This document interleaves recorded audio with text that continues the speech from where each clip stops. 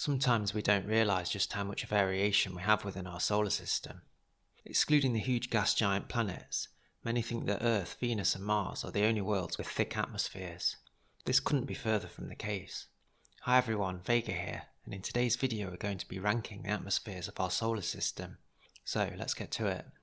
At the very bottom of our list we have Mercury. Mercury has an atmosphere of mostly hydrogen with other trace elements and a pressure of just 0.005 picobars. Mostly comprised of solar wind particles, Mercury's atmosphere is extremely thin and almost non-existent. This makes it extremely difficult to land on, as there is no real way of slowing down any spacecraft that may visit. Europa is next on our list. Its atmosphere of 1 picobar has already jumped to 200 times thicker than that of Mercury. Comprised mostly of oxygen outgassed from the plumes inside, the second of the Galilean moons has some degree of what we might describe as an exosphere rather than an atmosphere. Next on our list, and at number 11, we have the Moon. With a similar atmosphere to Europa at 1 picobar, again it's not really an atmosphere per se, and we should really describe it more as an exosphere. Although the interesting thing about the Moon's atmosphere is it decreases overnight as it freezes out. Some may remember the Americans planting a flag on the lunar surface, but with no wind there is basically no way of moving it other than gravity.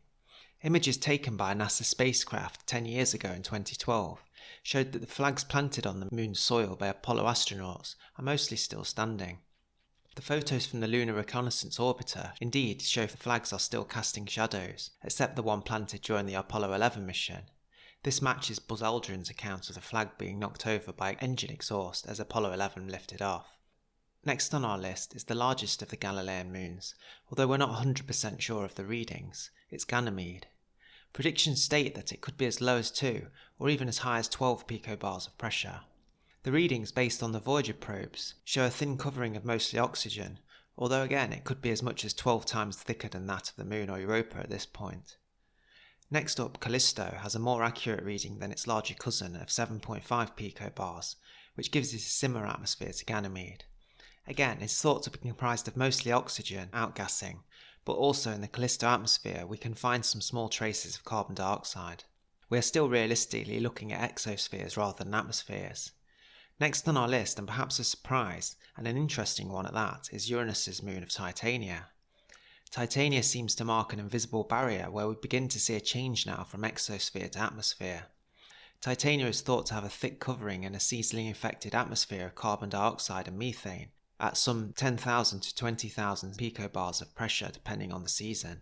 This means it's between 1300 and 2600 times thicker than Callisto. A much thicker mass at this point, indeed we can begin to register on the Pascal scale of 0.001 pascals. Perhaps our solar system's 8th largest moon, and 788 kilometers of radius, is a surprise for many on the list. Next up is the volcanic moon of Io, another Galilean moon. Closest of course to Jupiter itself, you can see it's a variable atmosphere between 5,000 picobars, which would be less than Titania, expanding to even as high as 40,000 picobars depending on the volcanism of Io at the time. Io's atmosphere is comprised mostly of sulfur dioxide and can certainly be classed now as thick compared to most of the other bodies of the solar system. At number 6 is Pluto. The tiny dwarf planet registers as much as 250 times more pressure than iron at 10 million picobars now, or indeed 1 pascal.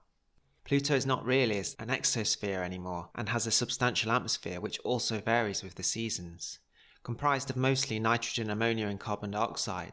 Interestingly, if the Plutonian atmosphere were to heat the planet up just a little bit with terraforming, it could become actually really quite a thick atmosphere. Indeed, it is thought to be relatively easy to plump the Pluto atmosphere up to the Martian scale of atmosphere with little effort. Next on our list is Neptune's largest moon of Triton. At position number 5, Triton has 1.4 times the atmosphere of Pluto.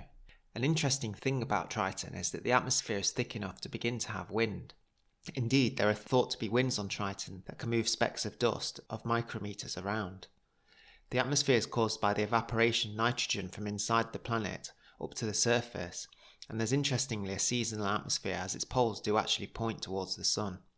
Next on our list, and now we're really talking about proper thick atmospheres, is the red planet itself, Mars. At 6 billion picobars, or 636 pascals of pressure, we're talking about 454 times the pressure on Triton, and as we know, an atmosphere capable of slowing spacecraft down. We know the Martian atmosphere is composed mostly of carbon dioxide. Much talk, of course, these days relates to how thick we could indeed make that atmosphere.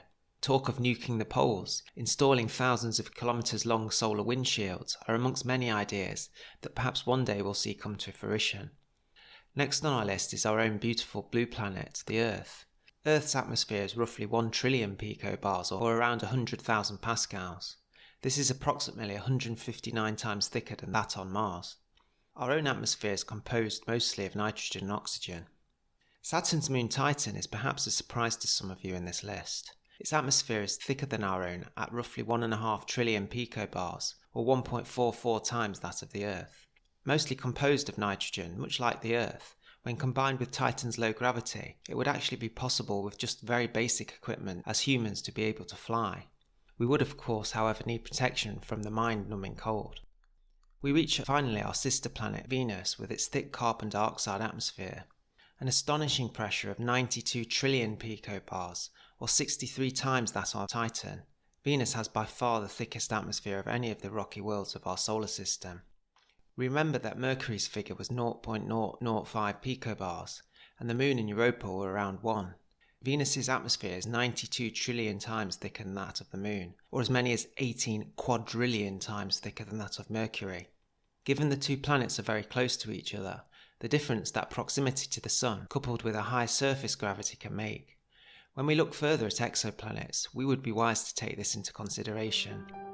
Venus's atmosphere is the undisputed king of terrestrial atmospheres within our solar system.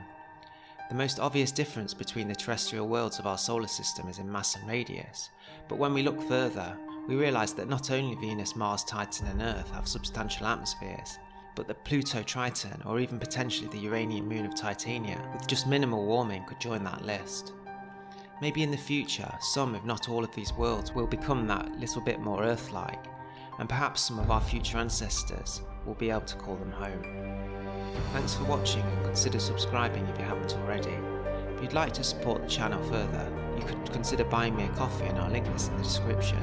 If you have any videos or subjects that you'd like to see brought to life, don't forget to let me know in the comments below. It could just be your idea next week that shows up. Take good care of yourselves, look after your friends and family well, and I'll see you on the next one.